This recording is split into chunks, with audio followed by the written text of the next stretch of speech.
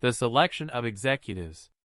The president and general manager of a large manufacturing and sales company, who, for the purpose of the present narrative, shall be called Jessup, was making a trip from Chicago to New York on the 20th Century Limited. In the smoking room of his car, he met a gentleman whose appearance and manner attracted him greatly. Acquaintanceship was a matter of course. Mutual admiration followed swift upon its heels, and friendship soon began to crystallize in the association. As the train sped on through the night, the big executive became more and more delighted with his newfound acquaintance. The man agreed with him in many of his sentiments, belonged to the same political party, was a member of the same fraternal order, wore the same Greek letters society pin as his oldest son, and, what was, perhaps, more important, entertained what seemed to him intelligent, clean-cut, forceful, progressive ideas in regard to business. As their talk proceeded, President Jessup found that the gentleman was a Mr. Lynch, advertising manager of a firm manufacturing jewelry, located in Providence, Rhode Island. He had been in this position for 5 years, and during that time had planned, assisted in designing, and sold to a national market several profitable jewelry specialties. Lynch's graphic story of how these advertising campaigns had been planned, executed, and carried through to success fascinated the president of the Western concern. To his mind, his own enterprise, the manufacture and sale of steam and hot water heating plants, had long been in the doldrums. He himself had spent many sleepless nights trying to plan some way of extending its business, of opening up new markets, of creating a wide new patronage, of manufacturing something which would bring in more profits than their regular line, and finding a successful sale for it. It now seemed to him that he had found just the man to assist him in carrying out these vaguely formed plans, which as yet were little more than dreams. He told Lynch something of his ideas and ideals, and, as the two men parted for the night, he said, "I have just a glimmering of an idea, Mr. Lynch, that we might be able to make an arrangement whereby you would be greatly profited in increased opportunities and bigger income, and perhaps we also would reap an advantage in increased business. Think it over." Selection by personal pleasure. Long after he had retired, President Jessup pondered over the situation, and the more he pondered, the more he became convinced that he had found just the man he wanted. True, he had not had in mind, during any of his midnight vigils, the taking on of any new help. His payroll was already heavy enough. He had a good advertising manager and a good sales manager, men who were competent to take care of the business of the concern. In response to their efforts, patronage was growing, not rapidly and spectacularly, yet steadily and substantially. Now, however, he saw an opportunity to produce something which would be different enough from the product of any of his competitors to warrant him in undertaking a national advertising campaign. Up to the present, he had had only a local business. A few hundred miles from his factory, in all directions could be found all the heating plants, which he had manufactured and sold.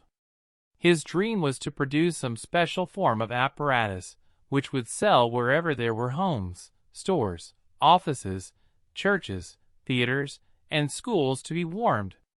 Mr. Lynch was just the man to study their business carefully, decide upon some such product, help to design it, and plan and execute the national advertising campaign which would develop a local into a national business.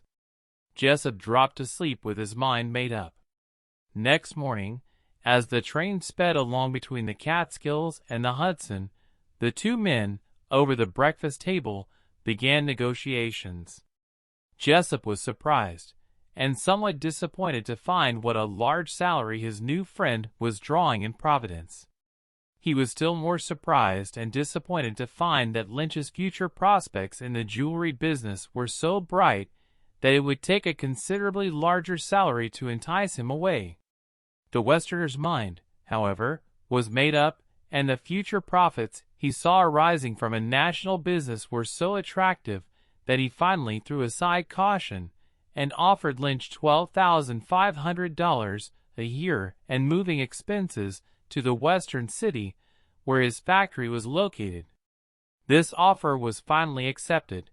The two men shook hands, and arrangements were made for Lynch to report for duty in the West within 30 days.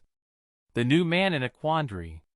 Now, President Jessup had no intention of dismissing his advertising manager and his sales manager. Each knew the business from beginning to end. Each was thoroughly familiar with the trade already built up and personally acquainted with many dealers who handled the products, and could be depended upon not only to hold the present trade, but to increase it. Therefore it seemed good judgment to retain these two men on the local trade, while turning Lynch loose upon the campaign for the securing of a national market. So it was decided to retain both of the old men, and to give the newcomer the title of Sales Promotion Manager. There were some heartburnings on the part of those already in the office, when the new man came in and took charge. It was not pleasant for men who had been with the business for years and served it faithfully and helped to build it up, to have a man placed over them who knew nothing about it and whose salary was more than their two salaries combined. However, Lynch's personality was so pleasant and he was so tactful and agreeable that this little feeling of inharmony seemed soon to disappear. Presently all were working together in the happiest possible way toward the inauguration of the new policy of the concern. As time went on, however, Lynch began to show signs of restlessness and uneasiness. Being a man of keen, alert mind and quick intelligence, he had quickly grasped the fundamentals of the heating business. He was soon able to talk with the firm's designers and engineers in their own language. But the more he studied boilers and radiators, the less interest he took in them. He had sense enough to know that the only thing that would win in the plan he had in mind was a radical change in design which would increase the amount of heat delivered in proportion to the amount of fuel burned, or the amount of heat delivered in proportion to the cost of fuel burned, or would reduce the amount of supervision required, or would do away with some of the long-standing sources of trouble and annoyance in heating apparatus. Long and hard he thought and conjectured, and studied statistics, and followed reports of experiments, but for the life of him, he could not take any interest in any such line of research. He hated the gases, ashes, soot, smoke, and dirt generally. Huge rough castings of steel and iron seemed gross and ugly to him, and the completed product seemed coarse and unfinished. The only improvements he could think of were improvements in beauty of line, in refinement of the design, in added ornamentation, and other enhancements of the physical appearance of the product. In these he took some interest, but he had the good sense to know that no change of this kind would accomplish what they wished in the matter of going after a national market. The high-salaried one fails. For a while President Jessup waited patiently.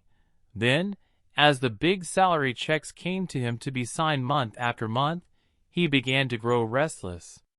No result had yet been announced, and in his conferences with Lynch, he could not determine that any hopeful progress was being made. Finally, in desperation, he called his engineers and designers together. For 3 weeks, he worked with them night and day, studying, analyzing, making records, and computing results. They took catnaps on benches in the laboratory while waiting for fires to burn a standard number of hours, ate out of lunch boxes, and finally, unshaven and covered with soot and ashes, they triumphantly produced a firebox and boiler which would burn the cheapest kind of coal screening satisfactorily, with but little supervision and a high degree of efficiency. This was the best thing they had ever done in the laboratory. This was the attainment which he had so long desired. This, properly advertised and handled, certainly ought to revolutionize the steam and hot water heating business. But it was not one of Lynch's brain children. However, Lynch would now have an opportunity to prove his value and return to the concern large profits for the amount they had spent and would spend upon him. At any rate, he knew how to plan and conduct an advertising and selling campaign. Lynch, intensely relieved by the solving of this problem, the utility of which he very readily saw, threw himself, heart and soul, into the construction of the advertising campaign. As this work progressed, Jessup began to have some misgivings. While the advertisements, circulars, catalogs, and other literature were beautiful, while the English in them was elegant, and the form of expression refined, somehow or other, they seemed to lack the necessary punch or kick which Jessup knew they ought to have. The two big things about the new product were, first, economy of fuel; second, ease of operation and small demand for supervision. These points were not brought out clearly enough. They did not grip. They did not get home as they should. There was a good deal of talk in all the advertising about the beauty of the new apparatus, about the refinement of its finish, about its workmanship, and many other things which, to Jessup's mind, detracted from the main issue. The one thing he wanted to hammer into the minds of the readers of his advertising was the fact that here was a heating apparatus for which fuel could be purchased in the usual quantities and at half the regular price. What he wanted to do was to make them actually see the dollars and cents saved, not only in fuel, but also in the cost of operation. He wanted suburbanites to see the fact that they could attend to their furnaces each morning before going to town, and that the fires would not need any further attention until the following morning. But somehow or other, the advertising did not seem to picture this clearly enough. The statements were made, yes, there was plenty of evidence produced to show this, but it was done in a way which, somehow or other, did not produce an intense conviction. Jessup had secured from his board of directors an appropriation of $50,000 for a national advertising campaign. Upon the result of his first attempt would depend his securing a further appropriation for such a campaign as he had planned and as he wanted to execute. This being the case, he did not feel that he was justified in permitting Lynch's advertising to go out as it was. The result was that, just before the time came when copy must be sent to the magazines, newspapers, and streetcar advertising companies, Jessup called his old advertising manager into conference, and for a week they struggled together, revising the copy, rewriting the selling argument, and placing emphasis in clear, strong, unforgettable figures where it would do the most good. Why, the great find was a disappointment. The result of all this was that Lynch, seeing the writing on the wall, tendered his resignation, which was all too gladly accepted. In offering his resignation, however, Lynch had stipulated that he was to receive $4,000 out of the $6,500 still due him on his year's contract. President Jessup's error in selecting an employee had cost him $10,000 in salary. Besides, this was the still larger sum in expenses, in wasted effort, and in the disorganization of his entire factory and selling force as the result of the introduction of a man who did not belong there. His mistake was due to two fundamental errors. In the first place, the facts that a man is personally agreeable, that he belongs to the same political party, that he belongs to the same lodge or fraternity, that his ideas and opinion on matters outside of business agree with his employers, are merely incidental, and by no means adequate reasons for employing him. Nor is the fact that he has made a good record, even an extraordinary record, in some other line of business a good reason for employing him. Perhaps, on the other hand, the fact that his record is made in a totally different business is a good reason for not employing him. It certainly was so in this case. In the second place, President Jessup did not take into consideration the natural aptitudes of his man, natural aptitudes which he might very easily have determined with a moment's casual observation. Lynch was exceedingly fine in texture. His hair, his skin, his features, his hands, and his feet were all fine and delicate. He, therefore, loved beauty, refinement, small articles, fine lines, elegant designs. These things appealed to him strongly, and because of this, he was able to make them appeal to others. Anything which was heavy, rough, coarse, crude, uncouth, or ugly repelled him. He could not take an interest in it except in the most theoretical way. For this reason, he could not interest others in it. He had an unusual knack for selling things to people which would appeal to their love of the beautiful and their desire for adornment, in short, to their vanity. But he had no qualifications for selling to people on a purely commercial basis, and especially selling something which was so matter-of-fact and commonplace in its character as the saving of coal and the freedom from necessity of frequent attention. A Weak Man and His Temptation. In the winter of 1914 to 1915, the people of New York were shocked at the downfall of a man who had held a very high social, church, and business position. He had a wife and 2 or 3 beautiful children. He occupied a very prominent place in church and Sunday school. He was well connected socially. He was a prominent member of one of the more popular secret fraternal organizations. He had a good position and a large salary, and enjoyed the complete confidence and respect of his employers and business associates. Like a bolt out of a clear sky, therefore, came the revelation that he had robbed his employers of more than $100,000. This money he had lost in speculation. It was the old story. He had begun speculating with his own reserve. This was quickly wiped out. Then, in order to win back what he had lost, he had begun to borrow, little by little, from his employer. He would win for a little while. Then he would lose, and, as a result, would have to borrow more in an attempt to make good his losses and repay what he had borrowed. This man's employers had to make good a loss of about $122,000. In addition to this, they lost time, money, service, energy, and physical well-being because of the upset in their business and the bitter disappointment to them in the defalcation of their trusted employee. They also spent money tracing him in his flight and bringing him back to face trial and receive his penalty.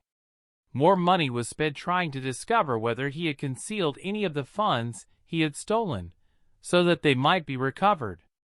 All of this might have been saved, and the man himself, perhaps, might have been protected from the fate which overtook him, if, instead of judging him by his church record and his pleasing personal appearance and manner, they had taken the trouble to learn something about the external evidences of weaknesses which this man possessed in such a marked degree. Why he gambled and stole. If they had learned some very simple principles, they would have been able to determine at a glance at his curly blonde hair, by his secretively veiled eyes, by his large, somewhat fleshy nose, not particularly high in the bridge, by the weakness and looseness of his mouth, and the small and retreating contour of his chin, and by other important indications that he was selfish by nature, grasping, extravagant, too hopeful, too optimistic, too fond of money, too self-indulgent, that he lacked conscientiousness, that he lacked caution, that he lacked foresight, that he lacked any very keen sense of distinction between what was his and what belonged to others, that he lacked firmness, decision, self-control, willpower. Notwithstanding his lack of all these things, he had made a success for himself, up to the time of his defalcation, by means of a keen, penetrating intellect, excellent powers of expression, the ability to make himself agreeable, ease in mingling with strangers, a natural talent for piety and pious profession, and considerable financial and commercial shrewdness. A man of this type is nearly always a gambler if he has an opportunity, but he ought to be placed in a position where there will be no temptation to him to rob others to satisfy his gambling proclivities. He is one of the last men in the world who ought to be placed in a position of responsibility, trust, and confidence. For the protection of others, and for protection against himself, he ought to be under the most careful supervision. His intellectual powers, his suavity, his ability to meet and handle strangers, his commercial and financial shrewdness, ought all to be given full scope by his employers, but any opportunity to handle money or help himself to the funds of others should be carefully shut away from him. An engine without a balance wheel.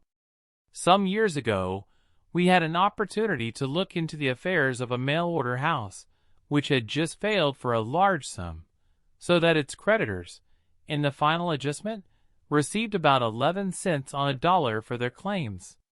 The business had been established by a capitalist of considerable wealth, who had made his money in an entirely different line.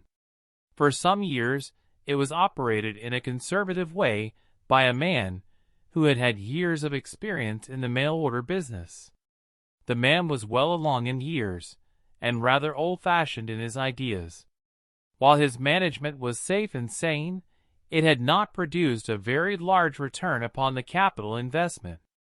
For this reason, the owner determined to engage, as advertising manager, a young man who had several years' successful experience in advertising, but no first-hand knowledge of the mail-order business. The young man did brilliant work. The business of the house began to grow, dividends began to come in, and the owner was delighted. But the new advertising manager and the old general manager did not get along well together. The young man was progressive, optimistic, had ideas of expansion and growth, while the old man was conservative, careful, and somewhat out of date in his ideas as to business. There could be no result of such a combination except the final resignation of the old general manager. This was only too gladly accepted, and the young man who had come in as advertising manager was placed in full charge. Following his appointment, there was a period of rapid expansion. Many new lines were added. The concern rented 2 more floors in the building where it was located, and eventually purchased ground and built a fine new building. The payroll doubled, then trebled, then quadrupled. All these things, of course, took more capital, and the owner was compelled to add many thousands of dollars to his original investment, first, for permanent improvement, then, from time to time, for working capital. He was glad to do this, because the business was growing. There seemed to be every prospect that in the near future there would be profits far in excess of anything the owner had ever dreamed of under the old management. Superstructure without foundation.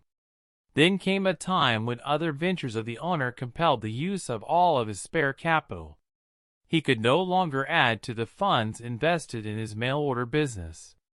He called his new general manager in and said, "I have put a great deal of money into this mail-order business. You have your beautiful new building. You have a goodly amount of working capital. You have expanded and added new lines, and I think the time has come when you ought to be able not only to run along without any more investment on my part, but very soon to show me a nice little profit. I assure you that it will come in exceedingly handy in the new venture which I have undertaken." "Oh, certainly," the young man said. "There is no doubt that we shall soon be paying you larger profits than any other enterprise you control, with the new business we have secured and the splendid profits on all lines we are now handling. There is no reason why we should need any more capital, and I do not think it will be very long before we will have repaid you in dividends for every penny of money you have recently put into the business."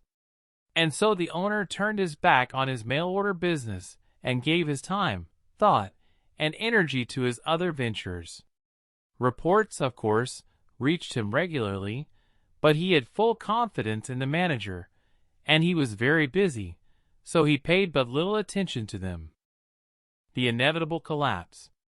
A little more than a year had passed when the capitalist was profoundly astonished and dismayed to have one of his best business friends call upon him and request, "Charlie, I wish you could do something for me on that account. It's long past due, and it's getting altogether too large for me to carry as business is now." "Why, what account is that? I didn't know I owed you a cent." "Why, for that mail-order business of yours. They've been ordering goods from me for over a year now, and what they have ordered during the last 6 months has not been paid for. I knew that you were good, of course, and so was perfectly willing to extend the credit. But you know, as a businessman, that there is a limit to such things, and I think it has about been reached. I hope you can take care of it immediately, as I can very readily use the funds." "Why, how much is this wretched account of mine, Will? I didn't know I owed you a cent." "It can't be very much." "Well, it all depends upon what you call very much. It's something like $35,000. $35,000. Why, man, you must be dreaming." And the capitalist turned to his telephone and called up the general manager of his mail-order business. "Why, yes," came back the cheerful, confident tone of the optimistic young manager. "We do owe them around 35,000, I think. I suppose, of course, you knew all about it. I've been sending my reports in every week. But why haven't you paid it? Certainly your sales are big enough and your income from them good enough for you to pay your bills." "Well, I'll tell you, it is taking us just a little longer for us to get on our feet than I had expected. Then, after your decision not to put any more money into the business, I found it necessary, in order to round out and complete our line, to add some new items which cost us quite a little. But we are in good shape now, and the sales are increasing. We shall soon be able to take care of all of our outstanding obligations." "How much are your outstanding obligations?" asked the capitalist with a sinking heart. "Well, about $250,000, I should say. But it won't take us long to clean that up now that we've squared away. You'd better come right over here and bring your books with you. I want to go into this thing." Why he failed.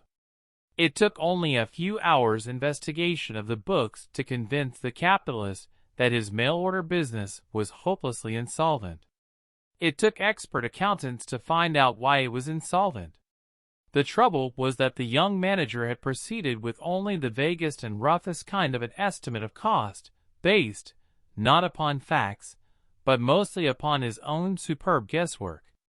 New business had been brought in by reducing prices. Low prices had been one of the slogans of the young man's campaign, and he had cut under all of his competitors. On the other hand, there had been the slackest kind of management inside. Overhead expenses had mounted and mounted. The young man had been altogether too easy and generous in fixing salaries, granting promotions and increases, and in giving positions to those who applied. He was really a splendid young fellow, with a sympathetic heart and a generous hand, and it was very difficult for him to turn away anyone who could tell an artistic hard-luck story. Expensive equipment had been purchased which had far greater capacity than the needs of the business required. Therefore, many machines and other fixtures had stood idle 75% of the time, eating up money in interest charges, depreciation, space, light, heat, and other expenses. In addition to these out-and-out expenditures, there were dozens of little leaks in all the departments of the business, all busily draining away not only possible profits, but the working capital, and, finally, the limit of the concern's credit. As a result of this kind of management, the final accounting showed the liabilities of the concern to be in the neighborhood of $400,000, and its assets only about $45,000. No one could be found to take the business, even as a gift, and assume its obligations. The owner himself had his capital so tightly involved in other ventures that he was unable to save this concern, and it was therefore sold under the hammer. The creditors received their little 11 cents on the dollar. The owner's capital investment was, of course, a total and complete loss.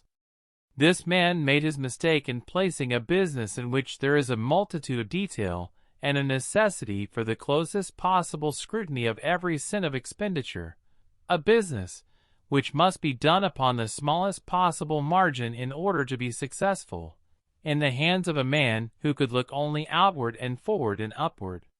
The young man was, indeed, a splendid business getter. He was a natural-born advertiser, salesman, and promoter. His personality was forceful, pleasing, and magnetic. In his intentions and principles, he was honest and highly honorable. He was keen, positive, quick in thought, quick in action, progressive, eager, buoyant. He had a splendid grasp of large affairs, principles, and generalities. But he had no mind for details. He rather scorned them. He was perfectly willing to leave the details to someone else, and even then did not care to hear any more about them himself. He never ought to have been placed in charge of a business involving such minute carefulness as the mail-order business. He was dangerous in any position of responsibility without a partner or an auditor and treasurer competent to look after the finances and all of the details of the accounting and administration. This young man's function was getting in the business, but he was not equipped by nature or by training to take care of the business after it came into the house, or to administer the funds which came in with it. The capitalist would have known, if he had exercised one half the care in choosing a general manager that he did in selecting a driving horse, that the young man was unfitted for the work he was expected to do. A common type. He would have known that anyone as blond in coloring and as round-headed as this young man was unfit for a position which required the minutest and most careful scrutiny of every detail of administration. He would also have noticed his wide-open, credulous, and generous eye, the narrowness of his head just behind the ears, indicating his inclination to sidestep anything in the nature of a disagreeable contest or combat, the high dome of his head just above the temple, and the turned-up tip of his nose, both indicating extreme optimism, his very short fingers, indicating dislike of detail and the inability to handle it, his rather soft elastic consistency of hand, showing inability to bear down hard and firm in cutting expenses and holding down salaries. This young man's type is very common.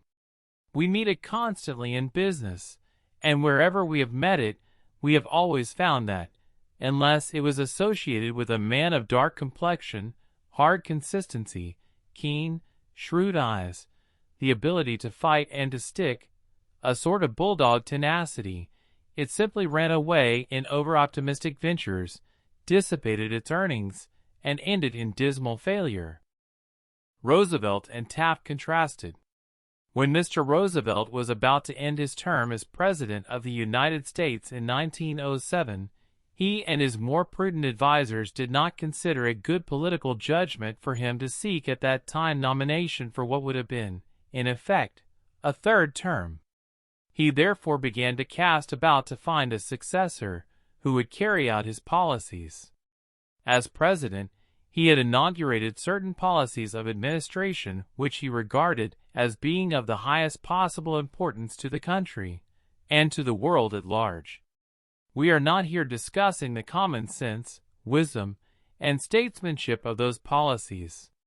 The fact to which we are calling attention is that Mr. Roosevelt wished to use his influence as president and as the leader of his party to have placed in nomination, as his successor, a man upon whom he could rely to continue to administer the office of president according to the policies he himself had inaugurated. Mr. Taft had long been a member of Mr. Roosevelt's cabinet, and had also been a very close personal friend.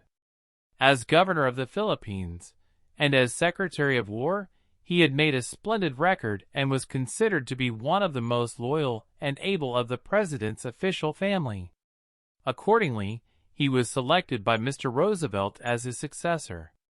In his campaign for election, and in his inaugural address, Mr. Taft repeatedly gave assurance to the voters that it was his intention to carry out the Roosevelt policies. There is practically no one, even those who disapprove most heartily of Mr. Taft's record in the presidency, who thinks that he was anything but sincere and honest in making these promises to the voters. How it worked out. Now, without discussing for a moment Mr. Taft's administration as president from the standpoint of its true value to the country or the actual quality of his statesmanship, there is no question in the mind of anyone that he signally failed to carry out the Roosevelt policies. In fact, he became the titular leader of that faction of the Republican Party, before the end of his administration, most violently opposed to the Roosevelt policies. He has subscribed to and preached a totally different political doctrine from that of his former friend and chief ever since. This course of action may have been right, it may have been wrong, it may have been wise, or it may have been unwise. It may have been fully justified, or it may not have been justified.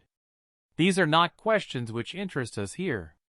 The point is that Mr. Roosevelt, in all good faith, and believing in the wisdom of his choice, selected Mr. Taft to carry out his policies in the government, and that Mr. Taft, no doubt with the best of intentions, failed to carry out those policies. The result was a split in the Republican Party, the election of a Democratic president and Congress, and other far-reaching consequences, the full meaning of which we have not yet begun to see. They may be good, they may be unfortunate. That is not the question at issue. The question is, could Mr. Roosevelt, if he had had a scientific understanding of human nature, have foretold Mr. Taft's course of action? Indications of differences in character, ideas, ideals, and actions. The Roosevelt policies were aggressive and bold, cutting across traditions, flinging down the gauntlet, and throwing defiance into the faces of powerful political and business interests. They assumed for the executive office at least all of the powers which, according to the Constitution, belonged to it, working in harmony with a group of men who had interested themselves in a number of progressive, perhaps some might say radical, reform measures. Furthermore, these policies were a perfectly natural expression of Mr. Roosevelt's personality. Do Mr. Taft's physical characteristics, as easily observable, indicate that he is of a character, temperament, and aptitude to continue such policies as these? A comparison of the two men should give us the answer. Mr. Taft is very much lighter in color than Mr. Roosevelt. As a general rule, the lighter blonde coloring is an indication of mildness of disposition, instead of the fierceness and eager determination to dominate of the man who is as ruddy as Mr. Roosevelt. Mr. Taft's forehead is very much more practical in type than Mr. Roosevelt's.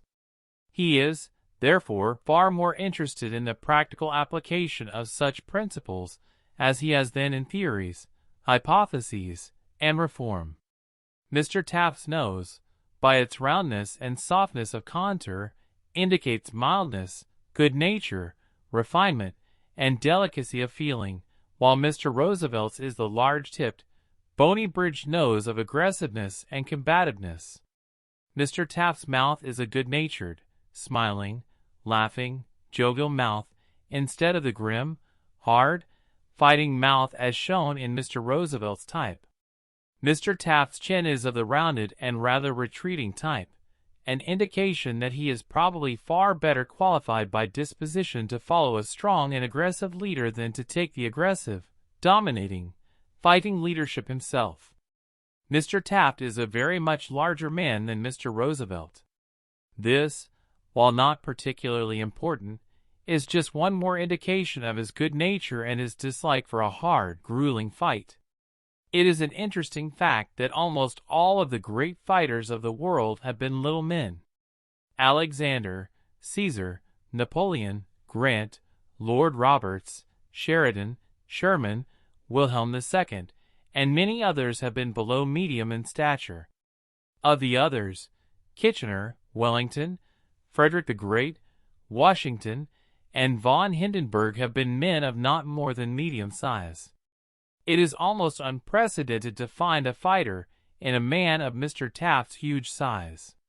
In structure, Mr. Taft is essentially of the judicial type.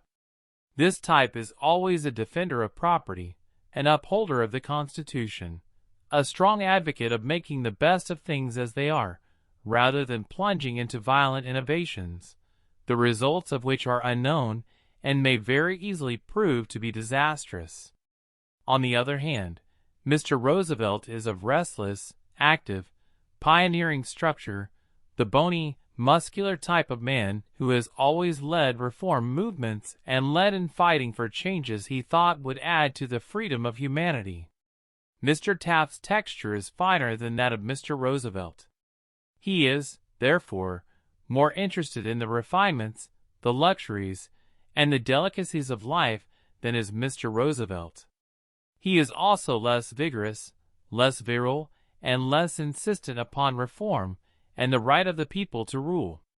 It is an interesting fact that most of the great friends of the people, most of those who are eager in demanding the rights of the proletariat, are men of medium or coarse texture.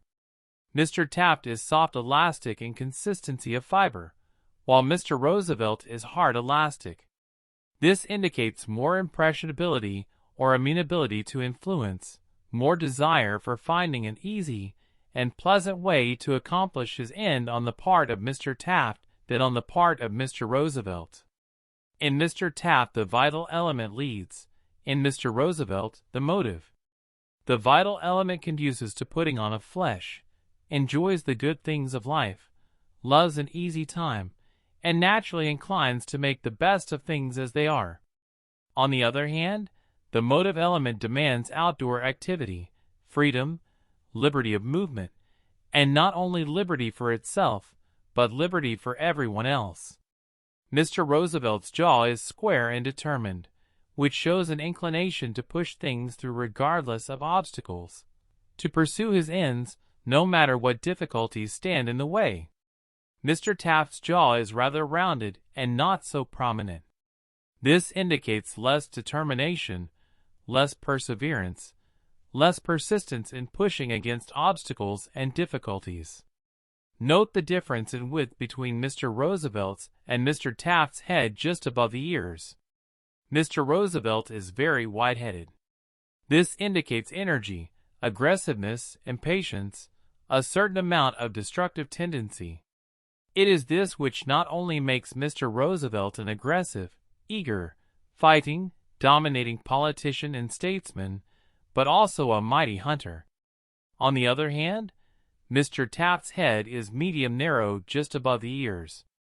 This indicates mildness, an inclination to use diplomacy rather than force, and a tendency to take things as they are rather than to push ahead aggressively and make radical changes.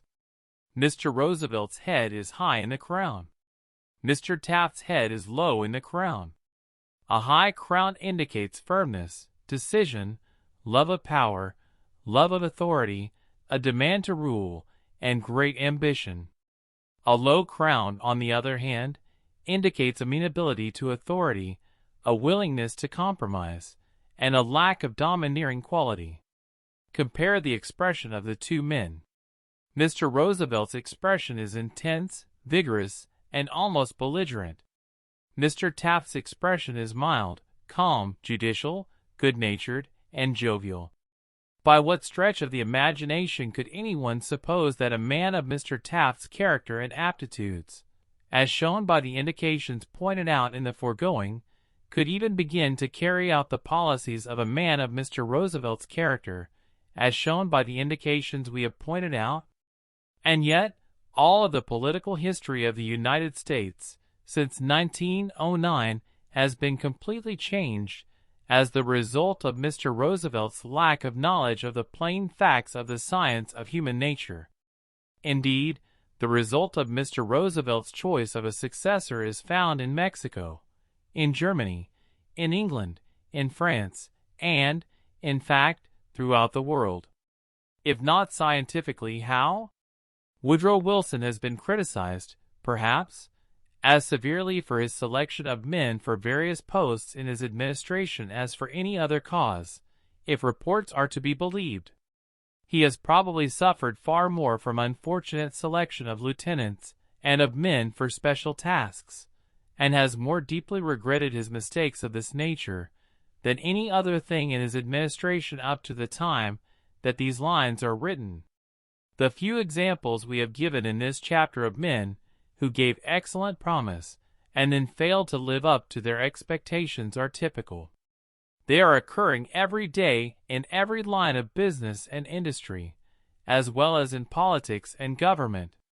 We are told by some who have made a study of this subject that the only way to find out what a man can do, what his aptitudes are, what are his abilities, his capacities, his type, and what his performances will be, is to put him in a place where he will have an opportunity to show what there is in him. If this is the best that science can do for us, we are, then, groping in darkness through a tangled maze of pitfalls. We have nothing left but to go on using disastrous and impracticable methods in the selection of men for commerce, for industry, for financial responsibility, and for the highest positions of honor, responsibility, and power in the gift of the people.